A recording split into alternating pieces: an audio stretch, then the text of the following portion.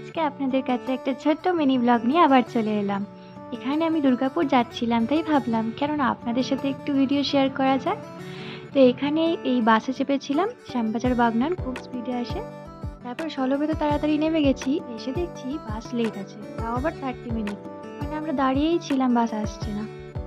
বাসে আসার পর উইন্ডো সিটে আমি বসছিলাম, অনেক হাওয়া দিচ্ছিল, কিন্তু মানে এতটা ঠান্ডা লাগছিল না তখন।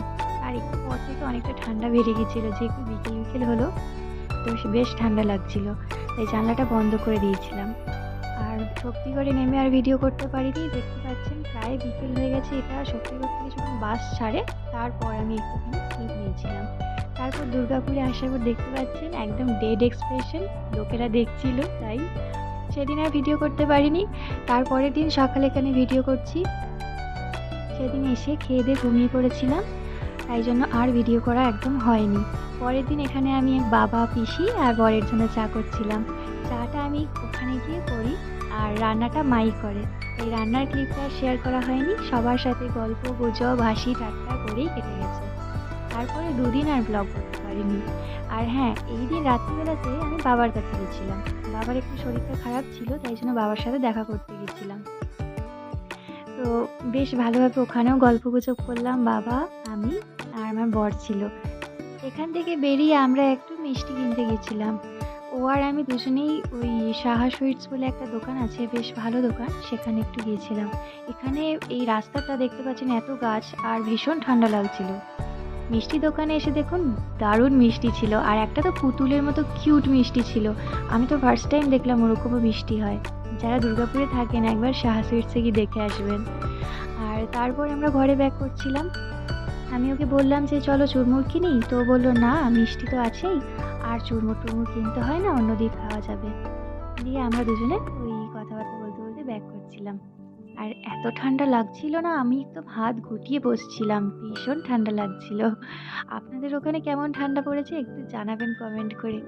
আপনারা আমার ভিডিও তো দেখেন, কিন্তু সাবস্ক্রাইব কেউ করেন না। প্লিজ সাবস্ক্রাইব করে যাবেন, একটু সাপোর্ট করবেন। আমি একটা ছোট্ট ক্রিয়েটর হই, জানি সেরকম ভালো ভিডিও বানাতে এখনও পারি না, ব্লগ করার চেষ্টা করি, কিন্তু যেটুকু করি সেটুকু যদি আপনারা একটু সাপোর্ট করেন অনেক বেশি ভালো লাগবে। তারপর এখানে দেখুন আমি বেনাচিটি বাজারে চলে এসেছি। বেনাচিটি বাজারে দেখুন, এইটা যারা দুর্গাপুরে থাকবেন তারা একবার দেখেই বুঝে যাবেন, বলতে হবে না। অনেক ভিড় ছিল সেদিন, কেন জানি না, কিন্তু রাস্তাতে অনেকটাই ভিড় ছিল, তো শর্টকাট করে ও চলে এসেছিলো। ঘরে এসে ভীষণ মাথা ব্যথা করছিল, ঠান্ডা লেগেছিল। দুদিন আর কোনো ক্লিপ নিতে পারিনি, একদম যাওয়ার দিন করেছিলাম, আবার রানীহাটি ব্যাক করছিলাম। আর সেদিনও বাস ব্রেকডাউন ছিল, প্রায় 45 মিনিট মতো আমাদের এখানে দাঁড়িয়ে থাকতে হয়েছিল। একটা অল্টারনেটিভ বাস দিয়েছিল, আমার তো ঘেমে অবস্থা খারাপ রোদে রোদে। তারপরে দেখুন ছোট্ট ক্লিপ নিয়েছি, আর এখানে শক্তিগড়ে আবার বসে ছোট ক্লিপ নিয়েছি, কিন্তু নামিনি বাস থেকে, ভীষণ ঠান্ডা লাগছিল আর ভালো লাগছিল না। তারপর এখান থেকে যে রানীহাটি যাচ্ছি, শ্যামবাজার বাগনানের বাস পেয়ে গেছিলাম কোনা থেকে। এই ছোট ক্লিপ একটা শেয়ার করছি। জানলা বন্ধ রেখেছি, কারণ এতটা ঠান্ডা লাগছিল যে জানলা খুলতে একদম ইচ্ছা করছিল না, আর ভীষণ টায়ার্ড লাগছিল ঘরে এসে। তাই ও বলল যে একটু চা করো গরম গরম, তারপর ফ্রেশ হব, তাই জন্য একটু চা করলাম। ব্যাস এটুকুই ছিল আমার ব্লগটা এখনকার জন্য। বাই। ভিডিওটা ভালো লাগলে লাইক করবেন, সাবস্ক্রাইব করবেন, আর একটু শেয়ার করবেন। চলুন তাহলে দেখা হচ্ছে নেক্সট ভিডিওতে।